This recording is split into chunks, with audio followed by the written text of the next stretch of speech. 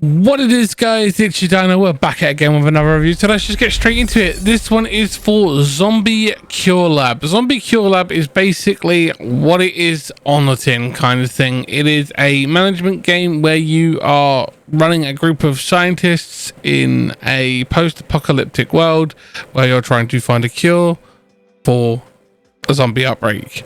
It is very simplistic in its application, and it is a very good management game. It allows you to build on all sorts of different things. As of recording this, the game was not released, so some of the new features aren't out yet when I was recording this. It's a really good game. They've got a good roadmap ahead of them, as you saw on screen a moment ago. They've got lots planned, and they've got a really nice way of building and training. They've got a really good job set out for the game, and it plays very, very well. If you've played the survivalist games like How to Survive the Aftermath, How to Survive a Zombie Outbreak, there's so many different ones out there where you have to survive in apocalyptic worlds. All those will apply for this. It does really well. You have to really be stringent on your resource management. You have to really be careful about growing too big, otherwise you'll attract the attention of zombies. And the way that they approach the zombies is that not only are they a thing of danger, but they're also a resource, which is kind of cool. Because for you to cure them, you have to incapacitate them and capture them and study them. So you're not killing them long term. So you may start out killing them short term, but you'll eventually capture them, study them, and start to turn them from zombies to what the game calls as humbies. So they're like half human, half zombie. So it's very well done. It's very well made. The game's engine runs really smooth.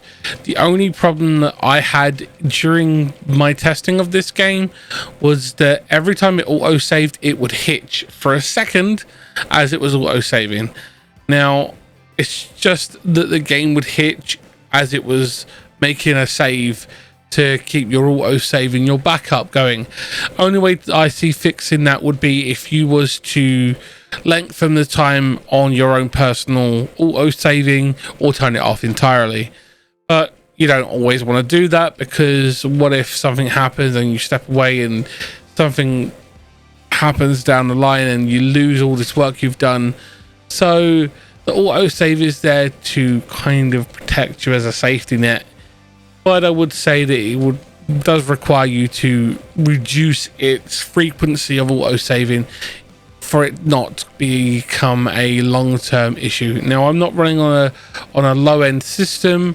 I've got a Ryzen 2700X with a 2060, which is more than what they require for this game to run, and the minimum requirements aren't that high. It's actually not a high demand game, which is good. And don't forget, guys, to Dino smash that like button to support the channel. As always, it's greatly appreciated, but they've done a really good job with the game, and I will try and leave a link in the description for it below, and I'll try and remember to do all that. If I do forget, someone will obviously remind me in the comments. But it's a really good game. They've done a really good job with it. I feel like from a analytical standpoint, it has something to offer to the management genre without it feeling like it's a copy and paste of previous games. It's very well made, very well handled, and it does play very smoothly. I would recommend this for any management sim fans or people who like City Skylines, Surviving the Aftermath of the zombie outbreak. There's so many different management games out there. I'd recommend this to any fan of any of those styles. That is, being that you may like this sort of game, and on a content creator side, this is something, if they do add the ability to rename the characters, you could rename your scientists to be the names of your subscribers if you're on Twitch, or your members if you're on YouTube, and you could get your community involved that way, so that they can decide how you develop their character in their training and stuff like that. It's very well done, and you can let them decide whether they want to have their character be a scientist or a guard or scientist or whatever. So it does allow for a level of content creator engagement, which will be good for streams and stuff like that. It is definitely a very slower paced game for content creators though, so bear that in mind. It might not be good for all kinds of content creators, but it is fun to play. Definitely feel that if you are a fan of this genre, it might be up your alley.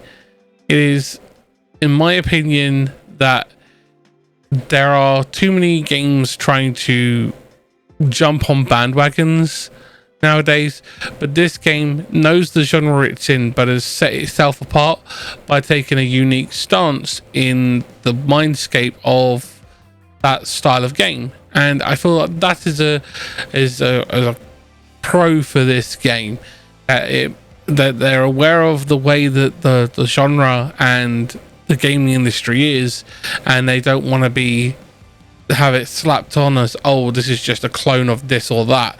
And that is very forward thinking, in my opinion. But that's just an analysis on the industry, not specifically the game.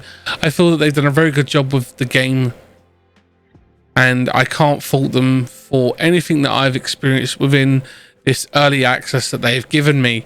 I had the game run perfectly fine, and I've got at least 60 to 70 hours into the game. It's why my upload for this has actually been delayed, because I was having so much fun playing it, and I actually forgot to record the content and show you guys what it is, because it's so much fun. But for me personally, that is because it's a very relaxing game. It's something I play in my downtime, and it just allows me to decompress and de-stress.